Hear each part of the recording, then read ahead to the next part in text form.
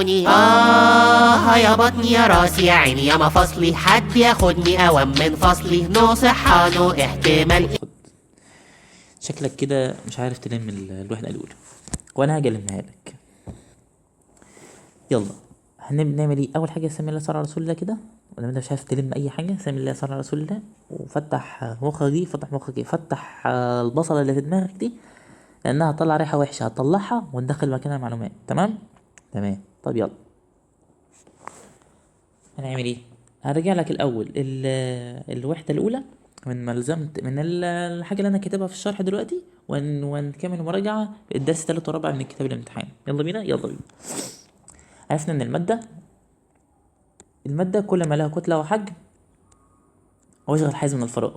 وعرفنا ازاي؟ ما لازم عرفنا عشان المادة لازم يكون لها 3 شروط: كتلة وحجم وتشغل حيز من الفراغ. طيب لما جيت سألت لك سؤال وقلت لك انا عايز ابدا، قبل ما ابدا تركيب الذري للمادة، عايز اعرف ايه اصغر من المادة. ما المادة لها تصغير، والتصغير بتاعها لا تصغير اللي هي الذرة. طيب تصغير المادة جزيء.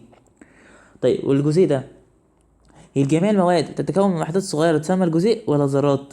طبعا قلنا الذرات لأ. ليه؟ طب ليه قلنا الجزيئات؟ لأن الجزيئات تحمل خصائص المادة، هنحتاجها دي في الدرس الثالث. طيب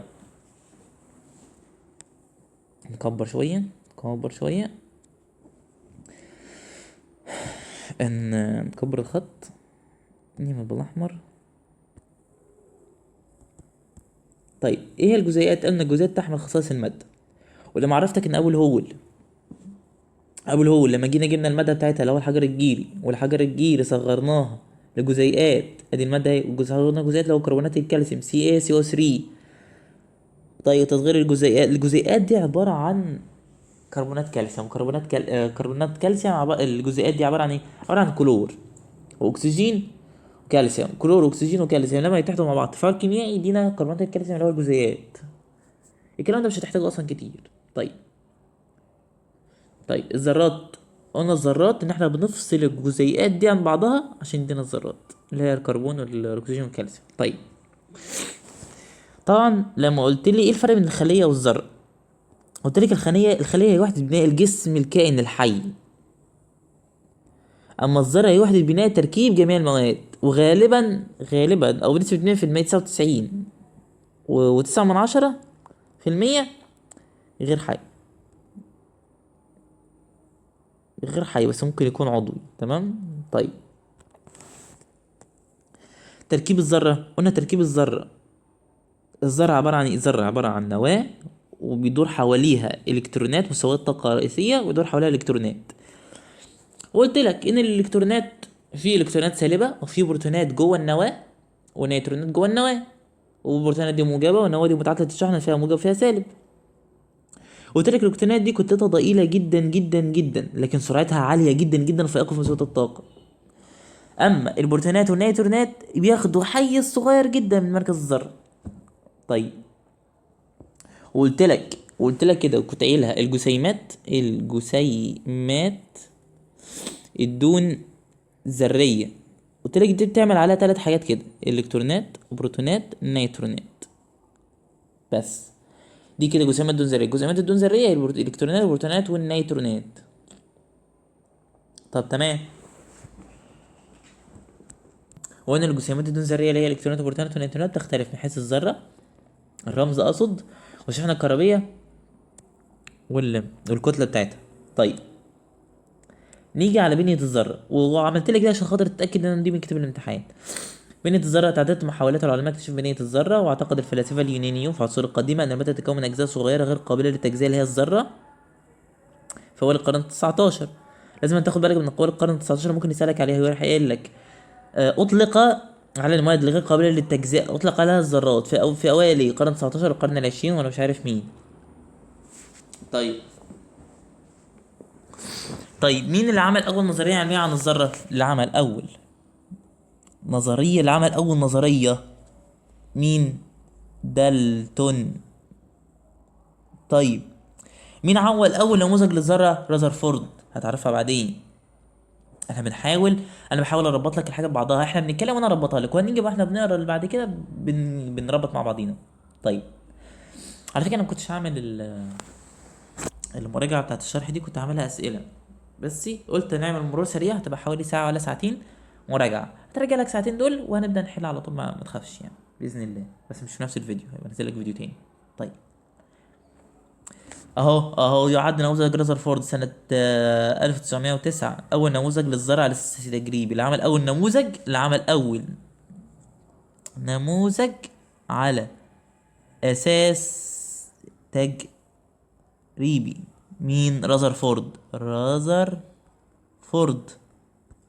واللي عمل أول نظرية دالتون. طيب علل. يوصف نواة الذرة بأنها موجبة الشحنة. ليه نواة الذرة إنها موجبة الشحنة؟ لأن نواة الذرة تحتوي على نيوترونات متعددة الشحنة وبروتونات موجبة الشحنة. قلت لك نواة الذرة أهي دي النواة، فيها حاجات موجبة وفيها حاجات موجبة وسالبة. لما الحاجات الموجبة والسالبة دي، الموجب والسالب بيطيروا مع بعض بيني وبينك، فدي يعتبر متعددة الشحنة، فملهاش أي رأي.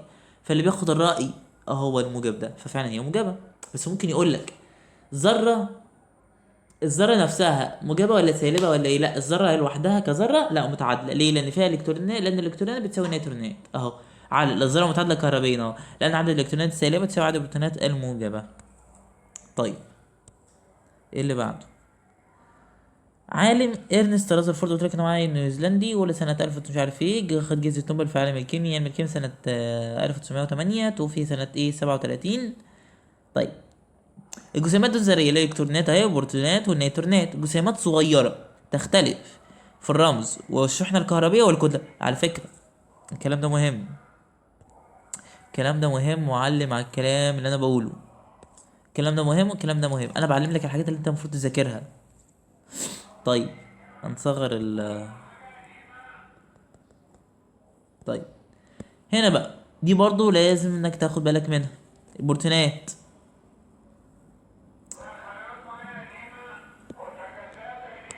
البروتونات اهي بي موجب، وهي الالكترونات اي سالب، النيوترونات ان، ده الرمز بتاعها. طيب الشحنة الكهربية بروتونات موجبة فمات موجب واحد، ايه ده؟ الالكترونات سالبة فتبقى سالب واحد، النيوترونات زيرو لانها متعادلة موجب وسالب. طيب بروتونات الكتلة بتاعتها واحد يو، الالكترونات واحد على 1836، النيوترونات واحد يو. ايه اليو دي بيسموها لوحدة الكتلة الذرية، على اساس انها كانت مكتوبة، كانت اختصار للكلمة دي، اختصار لكلمة ام يو، وخدنا اليو دي.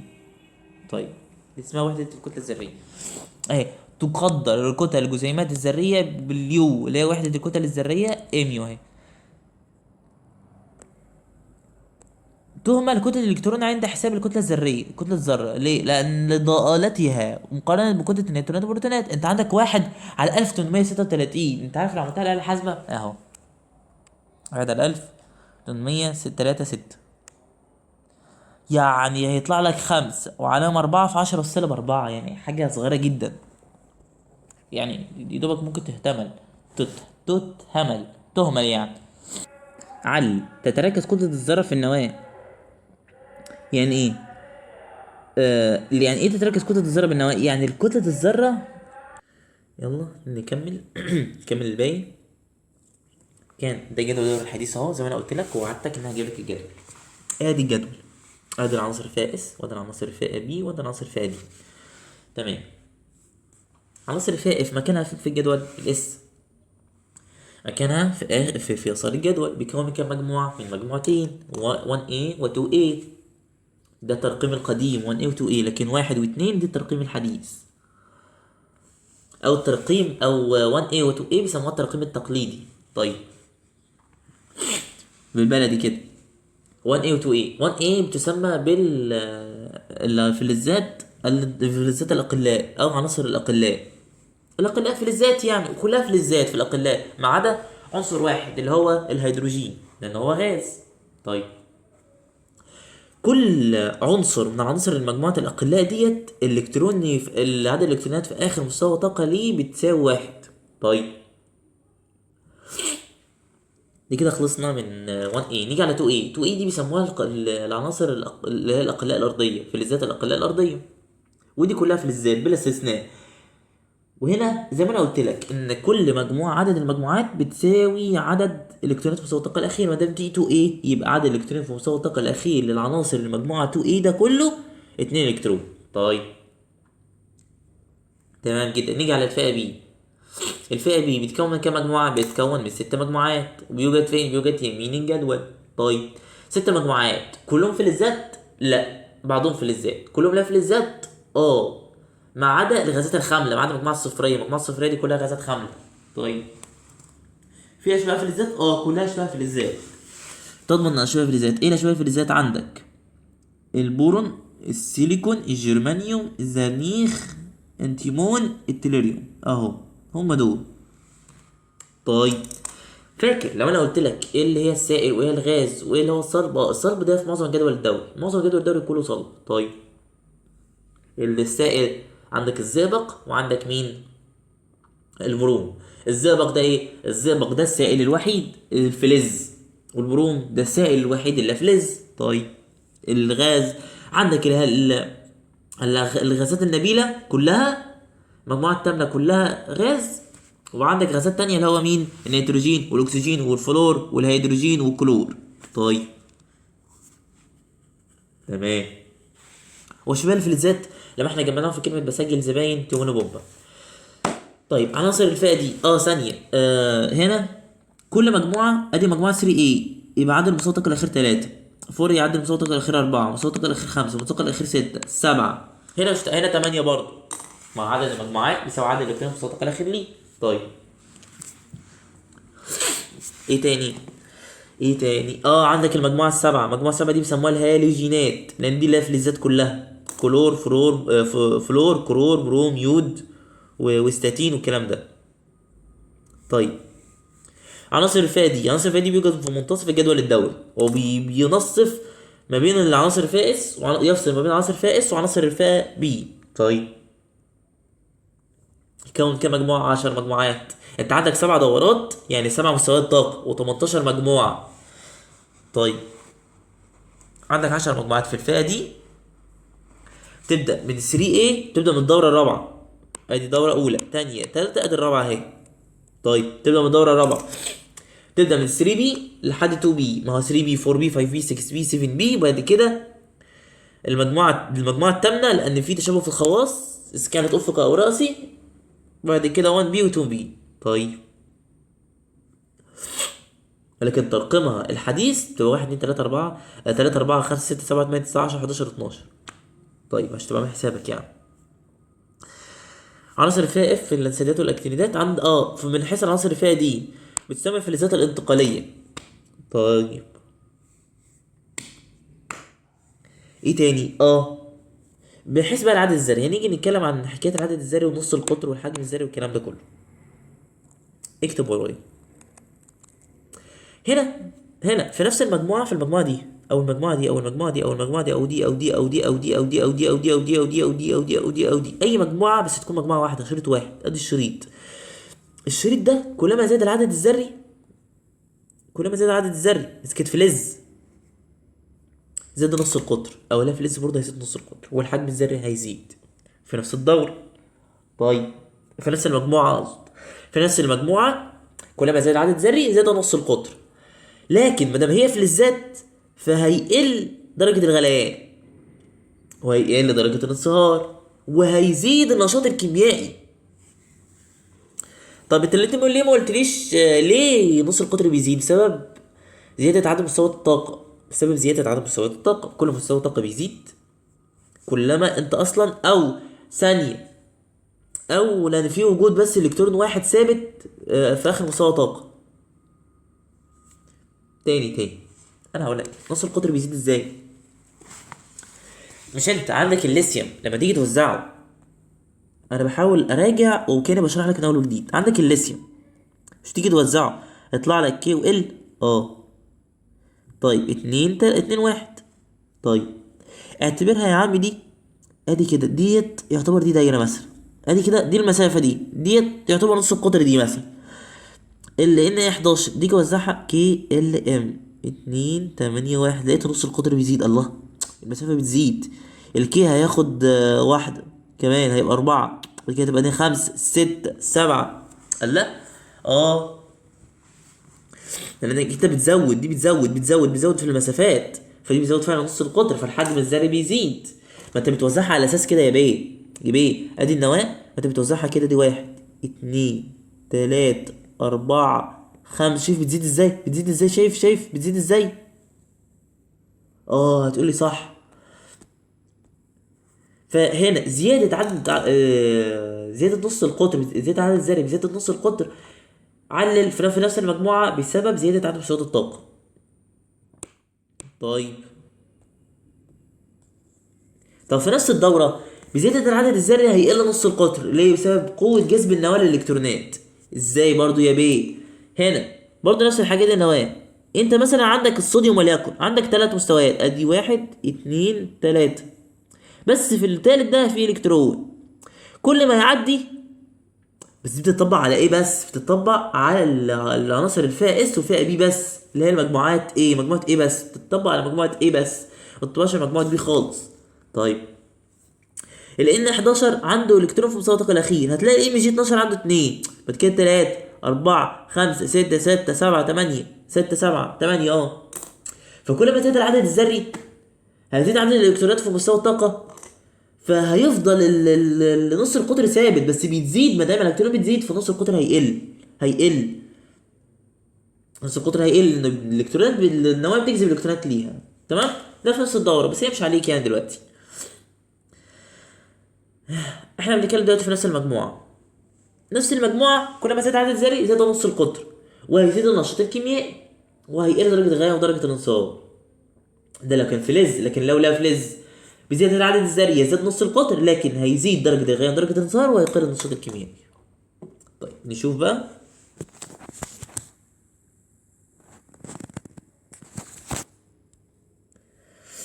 ادي اهي زي ما احنا قلنا العناصر. عندك 7 دورات و18 مجموعة رئيسية. ماشي. العناصر عندك صلب وسائل وغاز. صلب ده في معظم الجدول الدوري، ليثيوم صوديوم كربون مثلا، فوسفور حديد. السائل عندك الزئبق والبروم، والزئبق ده الفلز السائل الوحيد، والبروم ده الفلز السائل الوحيد. طيب الغازية عندك الغازات الخاملة كلها هيليوم نيون ارجون كريبتون زينون رادون. 5 فلزات اخرى لا فلزات، دي لا فلزات. 5 لا فلزات اخرى لازم تاخد بالك انهم لا فلزات: فلور، كلور، بروم، يود. طيب هيدروجين نيتروجين، عندك هيدروجين نيتروجين وكلور فلور. هيدروجين نيتروجين دي عشان دي غازات. طيب نشرب شويه من القهوه، او انا بشرب، انا حطيت اسمه ده كاكاو اصلا. بسم الله.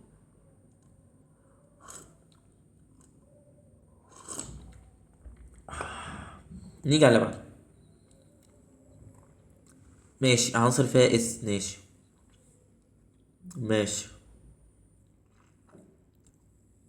ماشي الحاجات دي قلناها خلاص، مش هتضيع وقت. توزيع الالكترون.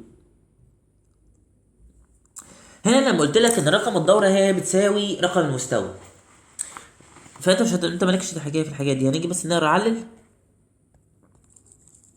علل وقوع كل من الالومنيوم 13 والسيلة 17 في نفس الدوره. ليه؟ ما دام قال لك في نفس الدوره، قاعد بص اقول لك نفس دوره، شيل كلمه دوره وحط نفس مستويات الطاقه، فهتقول لي تفاقم في عدد مستويات الطاقه المشغوله بها الالكترونات في مستوى اللي هما كام مستوى بقى. شوف. طيب اللي بعده، تتشابه عناصر المجموعه الواحده في الخواص الكيميائيه. انا اللي قايل لك في نفس المجموعه بتلاقي العدد الالكتروني في مستوى الطاقه الاخير ثابت، بس المستويات الطاقه هي اللي بتزيد. فانت ممكن تقول له الاتفاقهما في عدد الالكترونات في مستوى الطاقه الاخير ليه. طيب تركيب الوصل النقطي، احنا شرحنا تركيب الوصل النقطي، كلنا نقرا بس الكترونات التكافؤ اللي هي الالكترونات المستوى الطاقه الاخير لذره العنصر. طيب اللي بعده هنا دي حلوه دي. انا لما اجي عايز اعرف تكافؤ، يعني ايه تكافؤ؟ التكافؤ هي العدد الالكترونات المفقوده او المكتسبه اثناء التفاعل الكيميائي، وكفى الله شر المؤمنين قتال. بس طيب هنا بقى في تريكات عايز اقولها. ايه؟ انا لما عايز اعرف تكافؤ عنصر بعمل فيه ايه؟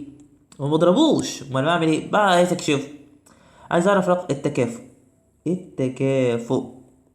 بجيبها منين؟ التكافؤ بيبقى عدد الالكترونات المفقوده. انت عندك مثلا الصوديوم Na 11 هتساوي 2 8 ادي 1 اهي. ده التكافؤ بتاعها 1. انا كده هتفقد 1 هتفقد 2 هتفقد 3. كده هنعرف ان هو فلز. طيب غير كده دي كده اقول لك ان التكافؤ بيساوي عدد الالكترونات الموجوده في اخر مستوى طاقه ليه، او برضو بتساوي رقم المجموعه. فالموضوع برضو سهل، بس افترض انها جات لي 8 جات لي 7 جات لي 6 جات لي 5. فعشان كده انا هكتب لك القانون ده وطبق عليه، خدها مني واشتري. التكافؤ بتساوي عدد الالكترونات الموجوده في اخر مستوى الطاقه الاخير لها. مستوى الطاقه الاخير اللي اصغر من 4. اللي اصغر من 4 1 2 3 بتساوي برضو رقم المجموعة اللي اصغر برضو من 4. طيب التكافؤ بقى ممكن احدها كده كمان، اقول لك عدد الالكترونات في مستوى الطاقة الاخير تبقى 8 ناقص العدد اللي اكبر من 4. اي عدد عندك 5 6 7 8 برضو بتساوي رقم المجموعة 8 ناقص عدد الالكترونات اللي اكبر من 4 برضو. بس كده. طيب ما تقوليش بقى صفريا ان الصفر ما عندوش تكافؤ. طب هيقول لك اهو علي تكافؤ المجموعات الغازيه بيساوي صفر لاكتمال مستوى الطاقه الاخير ليه وصل لحد الاستقرار، لان اصلا الغازات الخامله ما بتخش في تفاعل كيميائي. طيب في ذراتها مستوى الطاقه الاخير في ذراتها والالكترونات، وبالتالي لا يحتوي تركيب الوز لها على الكترونات مفرده. طيب زي ما انا قلت لك دلوقتي اهو، عدد مستوى الطاقه المشغوله بالالكترونات هو بيساوي رقم الدوري. عدد الالكترونات مستوى الطاقة الأخير هي رقم المجموعة تبعا للرقم التقليدي، الترقيم التقليدي مع عدد الغازات الخاملة. الغازات الخاملة ما بتخش تفاعل كيميائي أصلا عشان خاطر تعمل تكافؤ. طيب نشوف. هتقولي طب انت مش هتشرح الحاجات دي ليه؟ أن أصلا ملهاش، والله العظيم ما لها أي لازمة والله.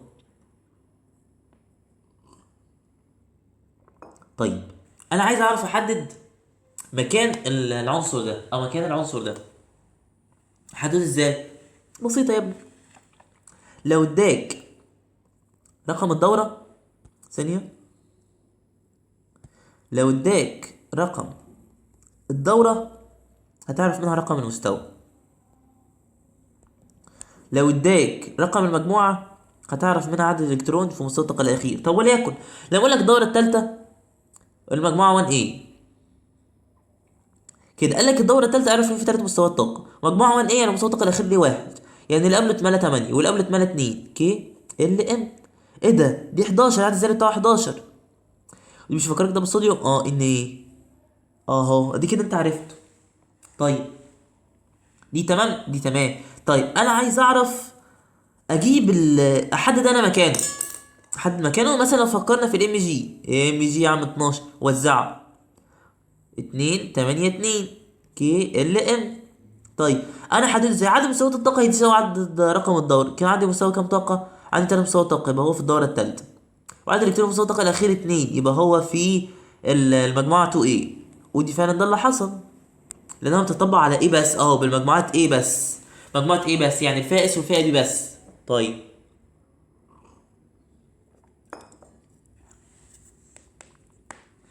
اظن احنا عندنا الموضوع ده. عندك عدد الالكترونات بيساوي عدد البروتونات بيساوي عدد العدد الذري للعنصر. طيب في الدوره الواحده يزداد العدد الذري للعنصر، لازم يبقى مقدار واحد في الدوره الواحده، ما هي دي افقيه اهي، هيزيد 11 12 13.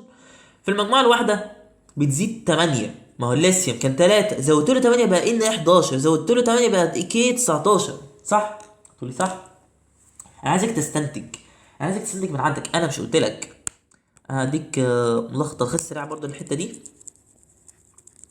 انا هنا الليثيوم 3 لما جيت وزعته 2 1، ال Na 11 لما جيت وزعته 2 8 1.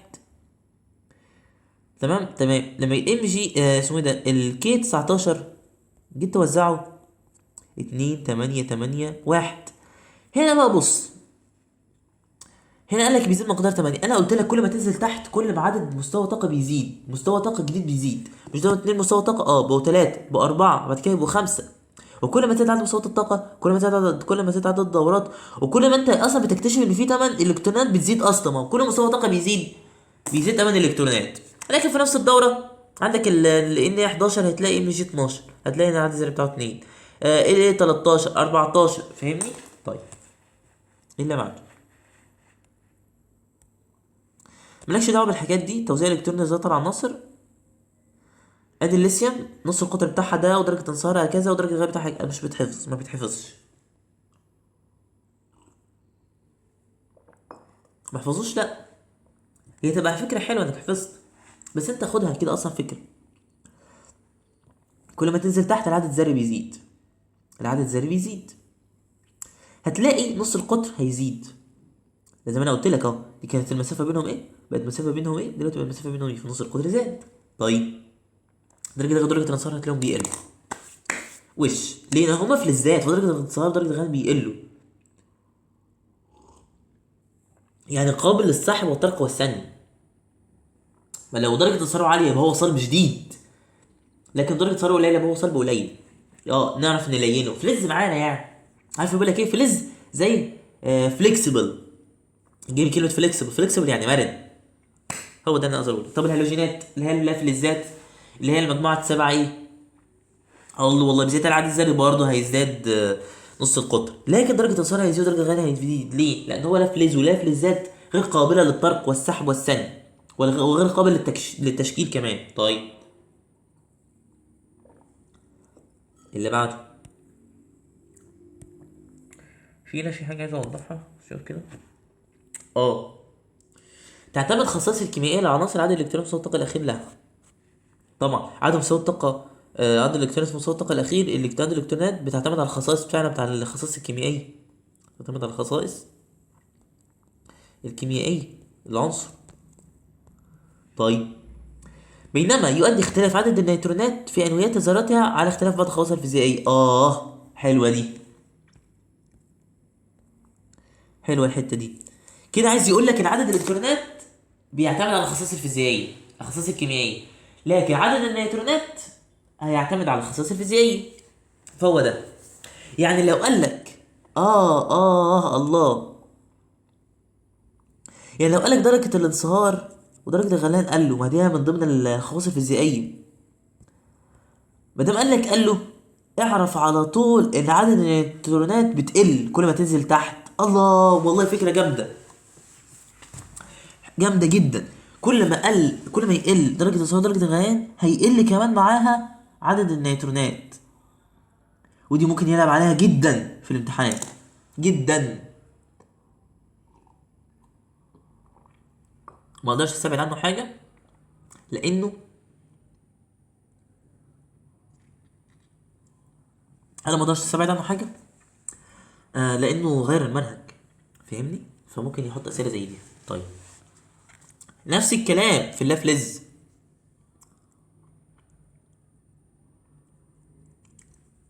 لو زاد درجة الانصهار وزاد درجة الغليان هيزيد عدد النيوترونات، هتزيد ولو زاد عدد النيوترونات العدد الكتلي هيزيد. شفت والله حاجة حلوة والله يعني تفكير جميل. بيزيد العدد الذري العدد الكلي هيزيد وعدد النيوترونات هتزيد وكله هيزيد. في الهالوجينات كله بيزيد ما عدا نشاط الكيمياء هو اللي هيقل بس. طيب هنيجي نتكلم عن نشاط الكيمياء اصلا. ادينا شرحنا دي.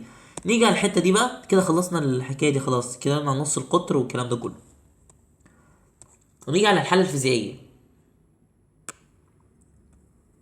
نمسح. انا كنت بشرح مره كنت شرحت تمام وبعد ما شرحت اكتشفت ان المايك مش شغال فعشان كده ما مسحتش حاجه يعني.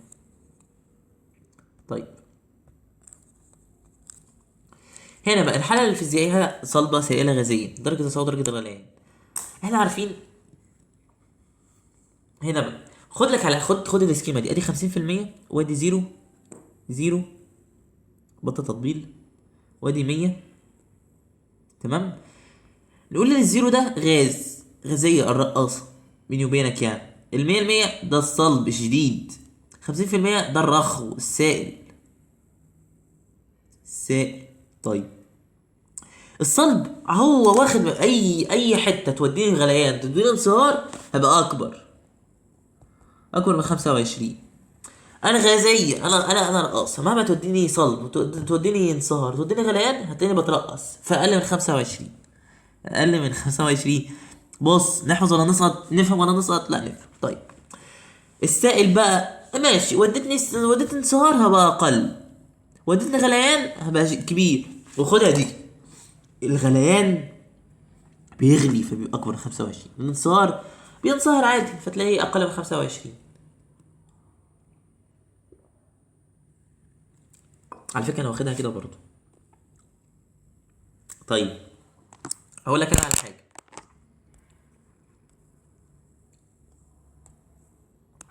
هنلغي دي كده،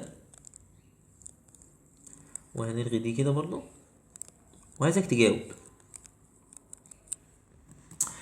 درجات الانصهار والغليان عنصري الليثيوم والبوتاسيوم اعلى من درجه حراره الغرفه. درجه حراره الغرفه كام؟ 25. طيب 25. قال لك درجه الانصهار والغليان اعلى، اكبر من 25، ودرجه انصهار وغليان مع بعض.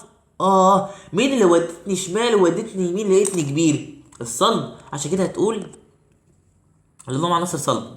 تيجي تمسح شوف، لان كلاهما من العناصر الصلبه في درجه حراره الغرفه. طيب التانية، درجة صلب ودرجة غليان عنصر الكلور أقل من درجة حرارة الغرفة. لا. اه ايه ده، انت ما خدتش بالك ان دي فلز وده لا فلز، ودرجة الانصهار والغليان عنده قليلة مع ان ده بتكبر اصلا؟ بس هنا قالك في درجة حرارة الغرفة، ركز بس. لكن في الظروف العادية ودرجة الحرارة العادية دي بتزيد. مع الحل انا هفهمك، بس خدها دلوقتي. انا اسكت، انا انصهار او اسكت انصهار او غليان بس اقل من 25 بترقص كده. انا غازية، غازية الرقاصة. طيب لانها من العناصر الغازية في درجة حرارة الغرفة. كده خلصنا ديت. النشاط الكيميائي انا قلت لك كلما زاد عدد الذرات اذا كانت في الاقلاء ولا الاقلاء الارضيه فالنشاط الكيميائي بيزيد. في اللافلزات النشاط الكيميائي بيقل. وما جالكش عليها اسئله كتير، ما جالكش عليها حاجه، كل هيقول لك ان نشاط الاقلاء الارضيه اقل نشاط من الاقلاء، بس لان الاقلاء ولما بيزيد عدد الذرات النشاط الكيميائي بتاعها بيزيد جدا جدا جدا جدا. هو الاقلاء الارضيه بتزيد بس بنسب متفاوته، فاهمني؟ طب الهالوجينات لا، كل ما زاد العدد الذري هيقل النشاط الكيميائي. طيب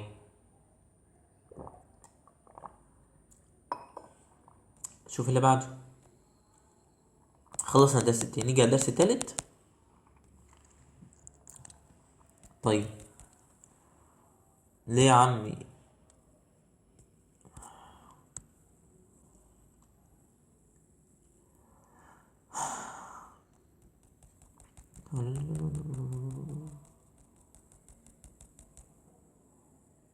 في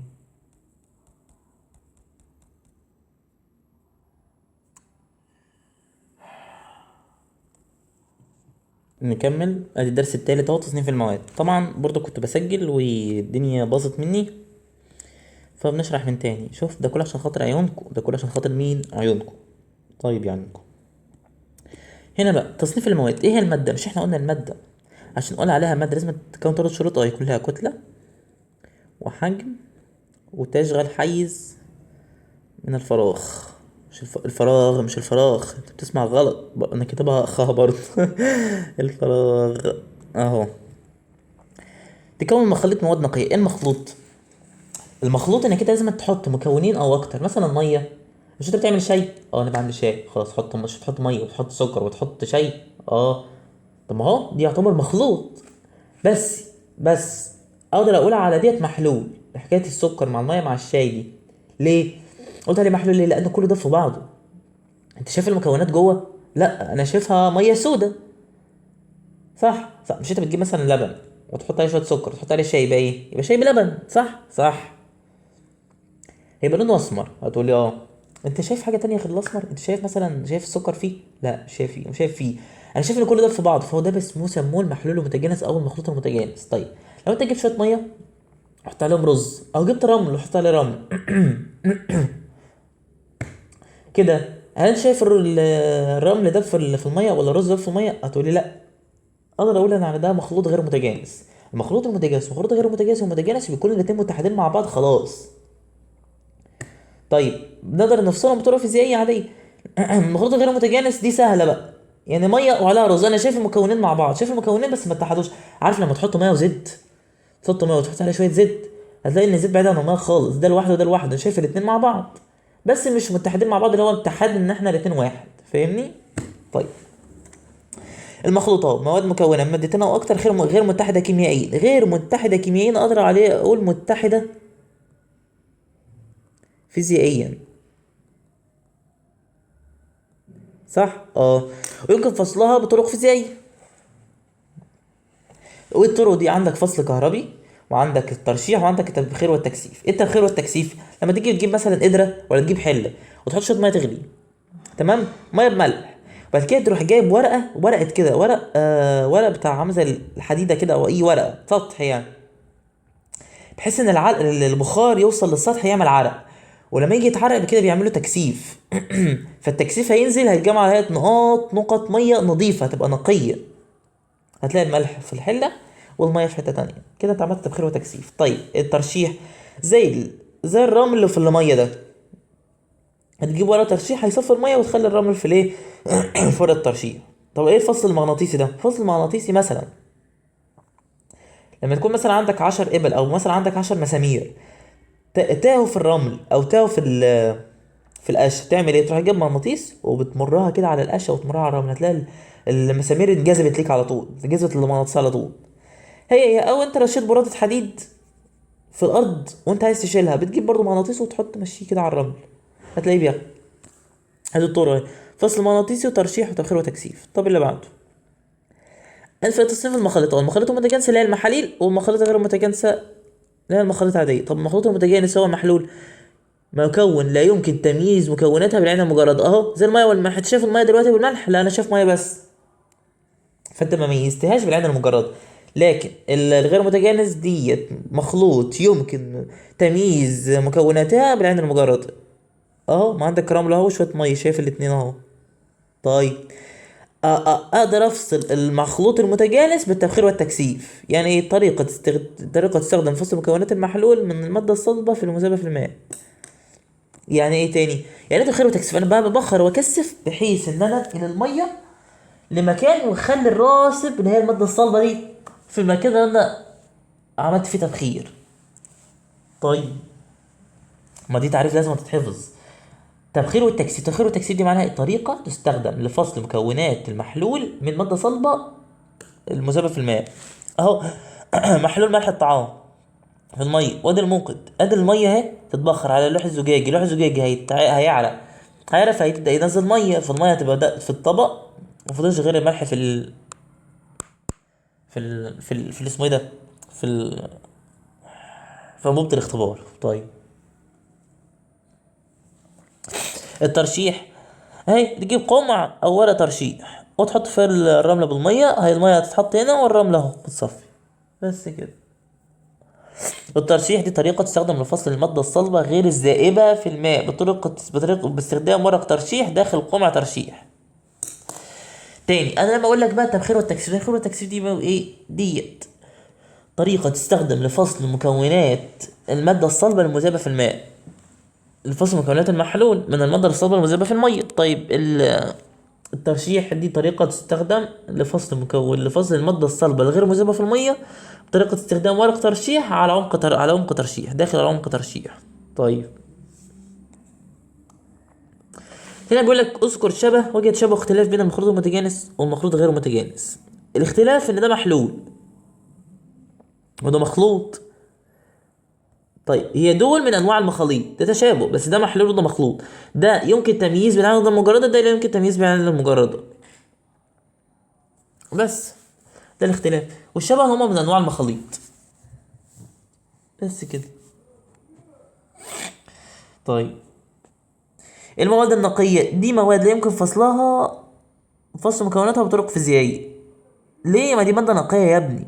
المواد النقية بيعتبر المادة ديت اللي هي هقول لي دي اصغر وحده، اصغر حاجه خالص، ما ينفعش انك انت تقسمها بطريقه فيزيائيه زي الذره كده. ما ينفعش نقسمها لابسط منها. يعني ايه طرق فيزيائيه؟ انك تقطعها تكسرها، زي دي طرق فيزيائيه كده. او طرق فيزيائيه اللي فاتت اللي هي التبخير والتكثيف، ما ينفعش تبخر وتكثف. طيب،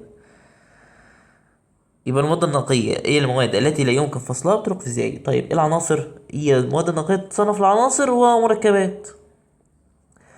ايه هو العنصر؟ العنصر هي ابسط صورة نقية للمادة، ابسط صورة نقية للمادة لا يمكن تحليلها الى ما هو ابسط منها سواء بطرق فيزيائية او كيميائية.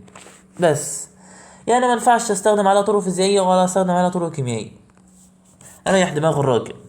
انا عنصر، ما انا عنصر مثلا عنصر الاكسجين هينفع تحلله اكتر منه؟ اكتر من كده تبسط اكتر من كده؟ لا. يبقى العنصر هي ابسط صورة النقية للمادة لا يمكن تحليلها الى ما هو ابسط منها سواء بطرق فيزيائية او طرق كيميائية. تاني، العنصر هي ابسط صورة نقية للمادة لا يمكن تحليلها الى ما هو ابسط منها سواء بطرق فيزيائية او كيميائية. طيب، عندك زي الزئبق والاكسجين. عندك جزيء العنصر يتركب جزيء العنصر من نوع واحد من الذرات المتماثلة، قد تكون أحاد الذرة، ثنائي الذرة، جزيء عديد الذرات. أحاد الذرة اللي هي الكربون دي توجد مفردة في القشرة الأرضية عادية، لكن جزيء ثنائي الذرة اللي هو الأكسجين عمره ما يكون فرادة وعمره ما يكون O بس. أصل أنا شايف O، إيه O2 ده؟ لا، هي في القشرة الأرضية لازم تفضل بO2 جزيء، لازم تفضل جزيء جاي على هيئة جزيء، ما ينفعش تكون مفردة، لازم يكون معاها محرم. يعني الاكسجين دي اعتبرها انثى يا عم، ينفع في انثى تمشي لوحدها في الشارع؟ بنت تمشي لوحدها في الشارع؟ لا، لازم يكون معاها محرم، اخوها مثلا، جوزها، ابوها مثلا، لازم يمشي معاها حد، او يمشي معاها واحده زيها. يعني الاو ممكن يمشي معاه اتش جي مثلا، يمشي معاه ان ايه، يمشي معاه اي حاجه، او ممكن يمشي مع اللي شبهه، يمشي معاه بنت زي، فاهمني؟ وهو مشيت مع بنت زيها او 2. طيب، جزيء عديد الذرات عندك زي جزيء الاوزون، وده عادية، دي احنا بتزود عليها فعملناها جزء اوزون. دي عادي ممكن ما تكونش، دي مش هتموت يعني لو اتفصلت عن بعضها وبقت على هيئة جزيء اكسجين واكسجين. طيب، هو ايه الوجه الشبه الاختلاف بين جزيء الاكسجين وجزيء الاوزون؟ هو الوجه الشبه ان هما الاتنين بيكونوا نظرة الاكسجين، لكن دي جزيء عديد الذرات اللي هو الاوزون، والاكسجين جزيء ثنائي الذرة بس. طيب، ايه المركبات؟ المركبات دي مادة نقية تكون حالتها دي بتكون نتيجة اتحاد كيميائي بين عنصرين أو أكثر بنسبة كتلية ثابتة. أكيد طبعا، لأن المركب لازم أن يكون فيه معادلة موزونة. معادلة موزونة. إيه المعادلة الموزونة دي؟ بص هخليك تفهمها بعدين، بس خليها دي معاك دلوقتي. معادلة موزونة، والمركبات لما تيجي تفاعل، عايز أفاعل مثلا سكر مع، بلاش سكر، ان ايه مثلا مع سي ال اللي هو الصوديوم مع الكلور، لما اجي افعلهم مع بعض لازم لازم لازم لازم لازم نراعي اسمها ايه دي، لازم نراعي المعادلة، لازم تكون موزونة. طيب، على فكرة ان اي سي ده ملح الطعام، مش تبقى من حسابك يعني. طيب، عندك زي اكسيد الزئبق او المية. طيب، ما المية H2O، الزئبق HGO. طيب، هتقول لي هي الاو دي مش المفروض تكون معاها حد؟ انا قلت لك لازم يكون معاها محرم، اي محرم، يا اما اختها زيها، يا واحده زيها، يا ابوها يا ابو امها. لكن ده زي اخوها مثلا زي ابوها فجه معاه، ايه ما يجي واحد شبه لها او 2، فاهمني؟ طيب، من طرق فصل مركبات كيميائيه عندك ايه؟ عندك التسخين وعندك التحليل الكهربي. طيب، ايه الفرق بقى؟ في ناس هتقول ايه الفرق ما بين التسخين والتبخير والتكثيف؟ ما هو التبخير والتكثيف ان انا ببخر برضو وان انا بسخن. لا، في فرق بقى.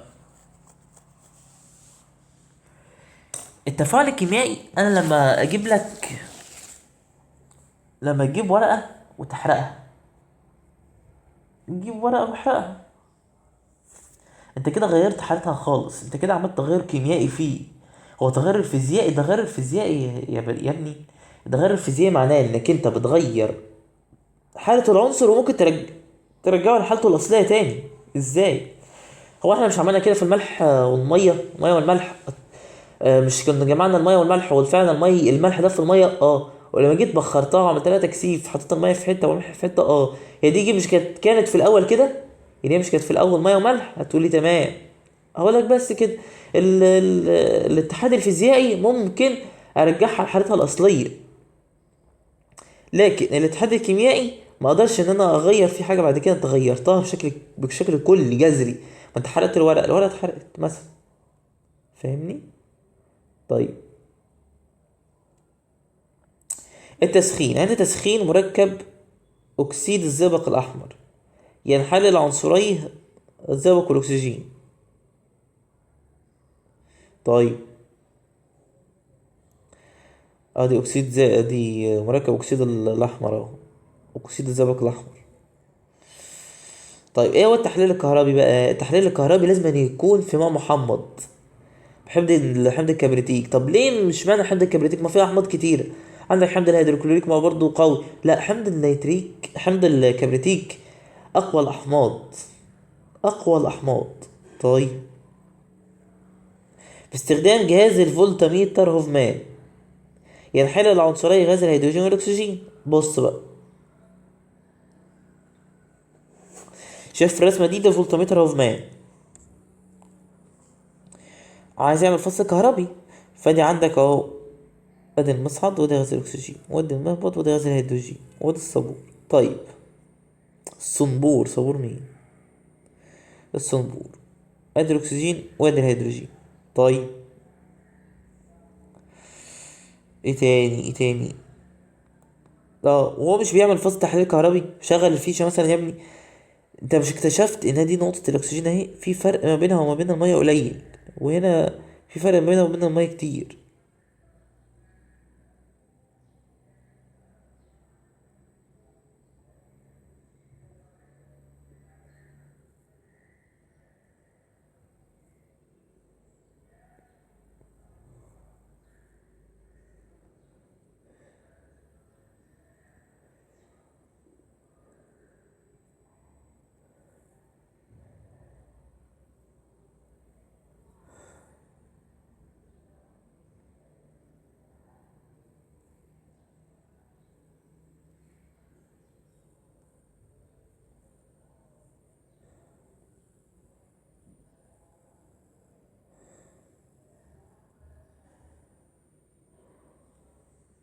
معلش يا جماعه، انت عملت حاجه وجيت نسيت ان انا كنت بسجل اصلا،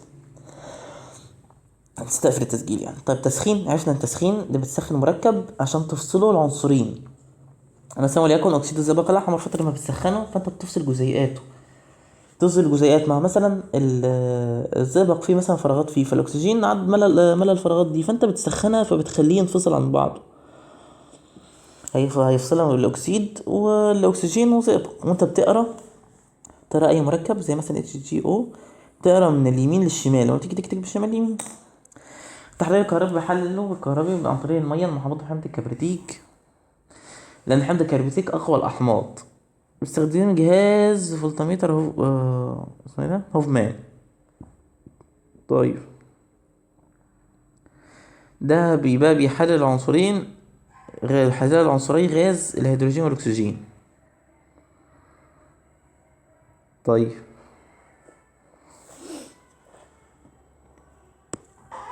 علل يتصنف الهيدروجين على انه عنصر، لان هو لا يمكن تحليله ابسط منه. فعلا، ما الهيدروجين عنصر، مش هينفع حله الابسط منه بطرق فيزيائيه وكيميائيه. طب ينصف المعنى ان هو مركب لانه يمكن تحليلها الى ما ابسط منها بطرق كيميائيه. من التحليل الكهربائي ما تروش بطرق كيميائيه، وما ينفعش نحللها باي طريقه فيزيائيه. يعني المركب ما ينفعش نحلله بطرق فيزيائيه، طرق كيميائيه بس. والهيدروجين ما ينفعش نحلله لا بطرق فيزيائيه ولا طرق كيميائيه. العنصر ما بيتحلش لا بطرق فيزيائيه ولا كيميائيه، لكن المركب بيتحل بطرق كيميائيه بس. طب ايه جزيء المركب؟ جزيء المركب يتركب جزيء المركب من ذرات مختلفه، ذرتين او اكتر، لعناصر مختلفه.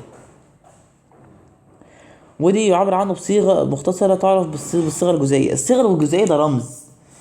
صيغة رمزية احنا استخدمناه عشان بنعبر بيه عن العنصر مثلا، او صيغة رمزية تعبر عن نوع وعدد العناصر مكونة للجزيء. فاكر لما قلت لك ان احنا كنا بنخلي العناصر دي بنعملها رموز عشان نسهل دراستها؟ ايوه، زي الصوديوم ان ايه، هقول لك دي صيغة جزيئية بقى للمركب، دي صيغة رمزية تعبر عن نوع وعدد ذرات العناصر المكونة للجزيء. طيب، وعندك تصنف المركبات ليه، عندك مركبات عضوية ومركبات غير عضوية. يبقى حسابك الجزيء المركب ده تعريفه بيتركب جزيء مركب من ذرات مختلفة، هو اتحاد ذرات مختلفة من ذرتين أو أكثر، أو عناصر مختلفة لعنصرين أو أكثر، وتعبر عنه بصيغة مختصرة. طيب، احنا قلنا مركبات، عندك مركبات عضوية ومركبات غير عضوية. مركبات العضوية لازم يكون مكونها الأساسي كربون وهيدروجين، والأساسي كربون. الغير عضوية ما بيحتويش على كربون، ممكن يحتوي بس غالبا ما يحتويش. المركبات العضوية مركبات ترتبط فيها ذرات الكربون بذرات الهيدروجين، وقد ترتبط بذرات أخرى كالأكسجين والنيتروجين. لازم يكون في كربون وهيدروجين عشان أقول على ده عضوي. فهي مركبات ترتبط بها ذرات الكربون مع الهيدروجين، أو ذرات الكربون بذرات الهيدروجين، وقد ترتبط بذرات أخرى كالأكسجين والنيتروجين. طيب، المركبات الغير عضوية تحتوي على عناصر مختلفة أو عناصر متعددة، قد يكون معها الكربون، عنصر الكربون. بس عشان أفرق ما بين المركبات العضوية والمركبات الغير عضوية، المركبات العضوية لازم يكون فيها تركيبها الهيدروجين والكربون، وممكن نحط معاها حاجة تانية معاها، بس لازم يكون فيها هيدروجين وكربون. لكن الغير عضوية لازم تكون عناصر تانية، وممكن يكون معاها العنصر الكربون. طيب، عندك زي غاز الميثان، الناس اللي بتاخدها في العضوية CH4. طيب، ده اللي مبوظ العضوية. انا كنت ملخص العضوية عندنا، كنت ملخصها في ورقتين العضوية كلها، يا ايام. طيب، تعرف مركبات العضوية باسم مركبات الكربون. ليه؟ لان الكربون يدخل في تركيبها بشكل اساسي، اهو العنصر الكربون يدخل في تركيبها بشكل اساسي. طيب، قد تصل ذرات الجزيء الواحد من بعض المركبات العضوية الى عدد الاف. انا امتى اقول على ده جزيء؟ هنا تعرف مركبات العضوية بمركبات الكربون، لان بيدخل في تركيب، لان عنصر الكربون، لان عنصر الكربون يدخل في تركيبها بشكل اساسي. طيب، قال لك تصل ذرات، في فرق ما بين الذرة وما بين الجزيء. الذرة حاجة واحدة، اما الجزيء لازم تكون حاجتين عشان تعمل حسابك. يعني لما اقول لك ذرة اكسجين هتبقى O بس، لما اقول لك جزيء لازم تبقى O2. ده الفرق ما بين الذرة والجزيء لعلمك. يعني مفيش حاجة اسمها جزيء كربون. جزيء كربون عايز تقول ناسي 2، تمام؟ وهي اصلا ذره الكربون تبقى ذره اصلا، يعني الكربون بيبقى ذره اصلا في صيغه عامه. لكن الاكسجين ممكن تقول ذره لكن هي في الاساس لازم يكون معاها محرم، اللي هو مين؟ لازم يكون جزيء. لازم الغازات لازم تكون جزيء، لازم. الهيدروجين لازم يكون جزيء، الاكسجين لازم يكون جزيء، النيتروجين لازم يكون جزيء، فاهمني؟ والفلور والكلور، تمام؟ طيب، قال لك الذرات في الجزيء الواحد اهو، في الجزيء الواحد، لان الجزيء عباره عن 2 في بعض المركبات العضويه الى عده الاف. هنا بقى عندنا بقى البوليمر بلاستيك، والهيموجلوبين في الدم، والفيتامين دي، بوليمرات البلاستيك. بلاستيك بوليمر فيدينا بوليمرات بلاستيك. دي عباره برضو عن مركبات عضويه. طيب، الهيموجلوبين في الدم ده اللي مسؤول، ده اللي بيتكون عن حديد، بيكون من حديد مواد تانية اسمها الصفرة. طبعا الحاجات دي هنعرفها بعدين في الترم التاني تقريبا. فيتامين دي ده اللي بيعمل على ضبط مستويات الكالسيوم والفوسفور في دم الوقاية من مرض هشاشة العظام. ده برضو مستوى الكالسيوم في الدم، مين ده اللي كان بيعملها؟ ده كالستونين، هيخلي مستوى الكالسيوم في الدم في الطين. يعني ادي حاجة خليك فاكرها، يمكن نحتاجها بعدين. اللي بعده، طيب، قارن بين جزء الميثان وجزء حمض النيتريك. حمض النيتريك هو اصلا ايه؟ رمز الميثان CH4. طيب، رمز الحمض النيتريك HNO3. عايزين نعرف هل هو عضوي ولا مش عضوي. انا اول ما شفت اصلا المركب ده اهو عرفت ان هو مش عضوي. ليه؟ ما فيهوش كربون، يبقى ده مش عضوي، ده غير عضوي. ولكن ده عضوي لان فيها سي واتش كمان. خلاص عضوي. ايه تاني؟ المكون بتاعه ده كربون وهيدروجين، وده هيدروجين ونيتروجين واكسجين، 3 عناصر. لكن كام ذرة؟ هما دول عنصرين، لكن كام ذرة؟ 5 ذرات. ودي ادي 1 ذرة، ودي 2 ذرة، ودي ذرة، ودي 3. يبقى كده كام؟ 5، برضه 5 ذرات. طيب هنا بيقول لك اي جزيئات المركبات التي تتكون من 4 ذرات ل3 عناصر. يعني 3 عناصر مثلا اس او مثلا، دي كده 3 عناصر.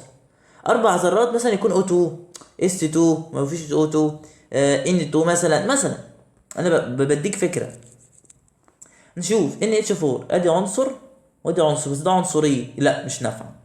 هنا كم عنصر؟ 1 2، لا مش نافع. ادي عنصر 2 3، تمام. كم ذره بقى؟ ادي ذرتين 3 كده، كده 1 كمان او 4، كده معانا 7. كده معانا 7 ذرات، لا مش نافع. مفيش غير هي دال. ادي ان ايه، ادي ذره، ان ذره، او ذره. ما تقوليش عشان بس ما تتغباش تروح قايل ان ذره والايه ذره عشان نخلطه منك. انا بص هصرخ في وشك. تمام. طيب كده الان ايه ذره، ان ايه ذره ده صوديوم، والان ذره، والاو ذره، كده 3 ذرات. تمام. كم عنصر؟ كده كده 3 عناصر. كم ذره؟ ادي ذره 2 و3 ومعانا 2 كمان، دي كده 4. كده 4 ذرات فعلا. يبقى هي دي الاجابه د اهو، اختار صحيح د. طيب هنا بقى عبر مع التفسير يمثل شكلين 1 و2 مع ضرورة أن تضمن إجابتك المفاهيم التالية. طيب شكل 1 بيعبر عن إيه وشكل 2 بيعبر عن إيه؟ طيب أنا هقول لك إن 1 دي جزيئات. طب ليه جزيئات؟ لأن الواحد ده بيتكون من جزيئين مختلفين، من عنصرين مختلفين. أدي عنصر مختلف ودي عنصر مختلف، بقول عليه جزيء لو كان فيه عنصرين مختلفين. طب أقول على دي إيه؟ أقول على ده مخلوط. مخلوط.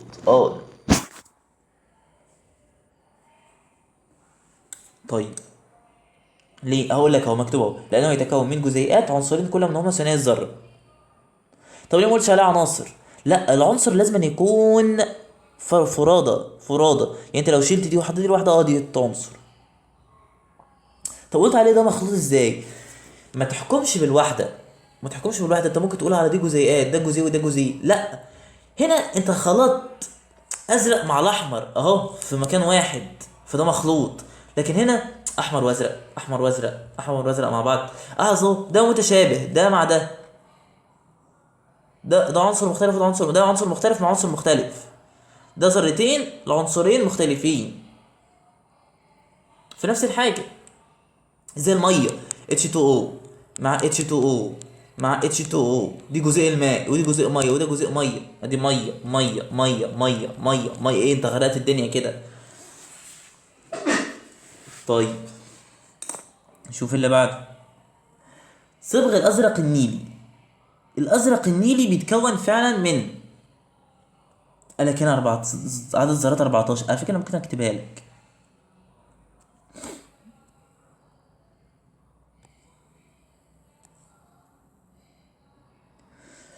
ولا بلاش عشان خاطر ممكن تكون كتير عليك. طيب اهو ادي الكالسيوم والنحاس والكبريت والاكسجين، جينا نختصرهم في كلمه كانك اكسجين بس. كالسيوم نحاس كبريت اكسجين. الكالسيوم العدد الذري بتاعته 1، النحاس 1، الكبريت 14 عدد الذرات، لكن هم 4 عناصر. فاهمني؟ طيب ايه يعني ايه عنصر؟ عنصر يعني رمز مختلف عن رمز التاني. يعني ده كبريت، ده كبريت، ده عنصر. ما ينفعش اقول على كبريت زائد كبريت زائد كبريت كده 3 كبريت اقول عليهم 3 عناصر، لا اقول عليهم 3 ذرات. تمام. طيب ايه اهميتها كانت بتستخدم في البرديه الفرعونيه، وكانت ديت من اعظم الرسومات اللي كانت بتحصل. وجات المنازل بالقرى النوبه. عارف انت بتاعت الالعاب لعبه علاء الدين بتلاقي حاجات كده زرقاء، هي دي الازرق النيلي. استخدموا القدماء المصريين في تلوين البرديات والتماثيل. البرديات اللي هي اللي زي الحيطه دي زي ما انت شايفها كده بتاعت توت عنخ امون والكلام ده كله، والتماثيل وما زال يستخدم حتى الان في تلوين واجهات المنازل بالقرى النوبة. خلي بالك من كلمة قرى النوبة. طيب، والتي تعتبر مقصدا هاما للسياحة الداخلية والخارجية. طيب، ايه اللي المفروض ان انا اخد بالي منه؟ اخليك انت تاخد بالك من ايه. بص انا هلونها لك اهو. تستخدم في التلوين البرديات والتماثيل، تمام، والتلوين الوجهات المنازل بالقرى النوبة، وتعتبر مقصدا للسياحة الداخلية والخارجية. 3 حاجات: تلوين البرديات وتماثيل، وتلوين وجهات المنازل بالقرى النوبة حديثا. حديثا يعني حتى الآن، حديثا. طيب، اللي بعده هنا نيجي السؤال اللي سألتها سؤال وجواب دي. ما عدد ذرات الفلزات في جزيء الواحد من الصبغ الأزرق النيلي؟ الله الله، احنا عندنا مين؟ عندنا نحاس وكالسيوم وكبريت وأكسجين. ده 1 وده 1 وده 14، والأكسجين كام؟ الأكسجين 10. ماشي، والأكسجين 10. طيب، قال لك عايز عدد ذرات، خلاص مش عايز عدد عناصر، بس قال لك فلزات. طيب، انا اعرف الاكسجين لا فلز يبقى مخدوش، لان هو 8 2 6 مش فلز. هل النحاس فلز؟ فلز. والكالسيوم فلز؟ الكالسيوم 20 فلز. هل الكبريت فلز؟ انت ايه رايك؟ الكبريت مش فلز، الكبريت لا فلز. طب انت عرفت منين ان هو لا فلز؟ هو اصلا اس 16 لما تيجي توزعه 2 8 كام؟ 6. الله، 6 عايزه 2 الكترون عشان خاطر يوصل حالة الاستقرار. مادام هو عايز يستلف يبقى هو يبقى هو شحات، والشحات بتعمل له اشاره سالبه، يبقى هو لا فلز. طيب، انت عرفت ازاي؟ ما انت عرفت عشان خاطر عارف عدد الالكترونات بتاعته، عدد الذري بتاعه. مش انا عرفتك. خلاص، خليها معاك، خليك حافظها بقى. وغالبا غالبا غالبا العناصر اللي في اخر المجموعه، اللي على اليمين، اخر مجموعتين غالبا فلز، غالبا لا فلز، غالبا لا فلز، وكمان شبه فلز. تمام، فما تشغلش بالك ان هو فلز يعني. خلاص، عايز عدد ذرات. احنا معانا مين؟ ديت معانا نحاس معانا، والكالسيوم معانا. طب انت عرفت منين ان النحاس فلز؟ قال لك اصلا ان النحاس دي من ضمن الفئه دي، عناصر الفئه دي، وعناصر الفئه دي كلها فلزات. خلاص، يبقى ده فلز وده فلز وده لا فلز وده لا فلز.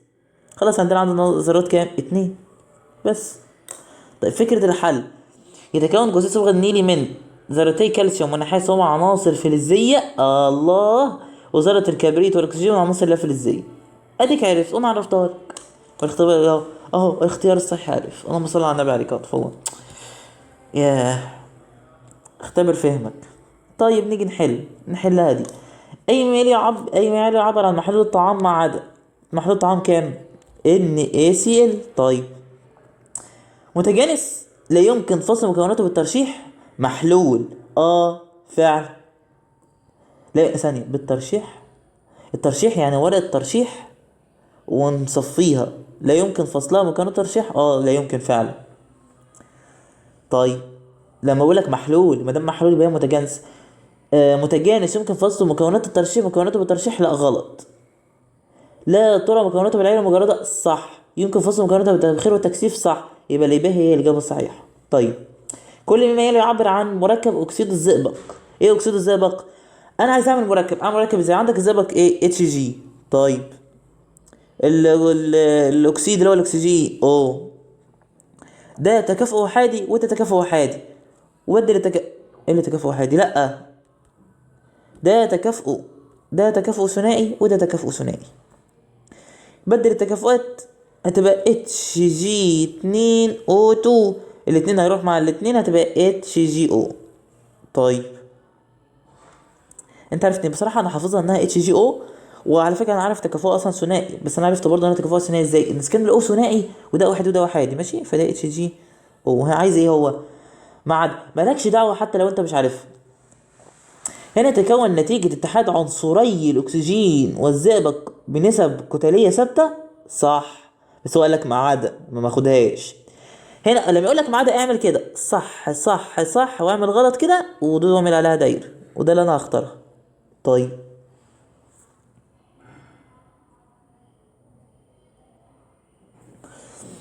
لا يمكن فصل مكوناته بطرق فيزيائيه. لا يمكن ديت مركب كيميائي، والمركبات فعلا لا يمكن فصلها بطرق فيزيائيه لكن بطرق كيميائيه، ده صح. عدد عناصره يساوي عدد ذراته. كم عنصر هم عنصرين بتساوي كم ذره؟ ذرتين، صح. مركب عضوي مكون من عنصرين يساوي الاكسجين، غلط. ليه؟ ما قالك عضوي، والعضوي لازم يكون فيه ذره الكربون والهيدروجين، والاخص ذره الكربون. طيب اي ميل يعبر عن خليط من جزيئات الاكسجين والنشادر وثاني اكسيد الكرتون. طيب هنا الاكسجين لازم يكون فيه O2، اتنين شبه بعض، والنشادر NH3 هو قال لك كده، يعني لازم يكون فيه ذرة نيتروجين وثلاث ذرات هيدروجين، وثاني اكسيد الكرتون يكون فيه ذرة كربون وذرتين اكسجين زي بعض. خلاص هنا دي صح ودي صح ودي صح، يعني دي غلط. ماشي كده خلصنا من O2، خلينا في الايه، في NH3. هنا دي تنفع ودي تنفع، يبقى دي جيم غلط. فضلش غير دي، لازم يكون في اتنين شبه بعض وواحدة مختلفة. دي ما تنفعش عشان دي تلاتة شبه بعض بنفس اللون، يبقى مفيش غير هي ألف. ادي واحدة مختلفة واتنين شبه بعض اللي هي الأو، ونفس الأو سبحان الله حمرا، هي الحمرا دي. وادي اهي نقطة بنفسجية اللي هي الN على 3H اللي هي الأزرق، شفت؟ طيب السؤال اللي بعد اختبار يعتبر صحيحا. الصيغة الجزيئية، يعني ايه صيغة جزيئية؟ مش الصيغة الجزيئية دي اللي انا اقدر اعبر بيها. على فكرة الصيغة الجزيئية هي زي الرمز، مش احنا بنقول على الصوديوم رمزه ان ايه؟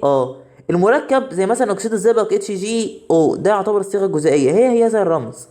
طيب بتكون من ايه؟ هنا 6 ذرات، ثانية 2 4 2 3 و4 7، لا مش 6 ذرات. 3 عناصر، لا عنصرين. 5 ذرات، 5 ذرات. 2 عنصر، لا ده عنصر واحد. يبقى هي الإجابة ج. نشوف اللي بعده. تمييز بين المواد عن طريق خواصها. هنا انا هقفل على الموضوع ده عشان خاطر نكملها في المراجعة الجاية. ركز في اللي فات، راجعهم كويس. يلا استاذنك، مش تنسى دايما طول ما لسه في نفس لسه في حلم. ولو الفيديو عجبك انا بتمنى انك انت تساعد اخوك الكبير وتخلي الفيديو ده يوصل لاكبر قدر ممكن باللايكات بتاعك. لو انت بتعمل لايك الفيديو بيوصل، الفيديو بينتشر، فانت بتفيد الناس لو انت استفدت.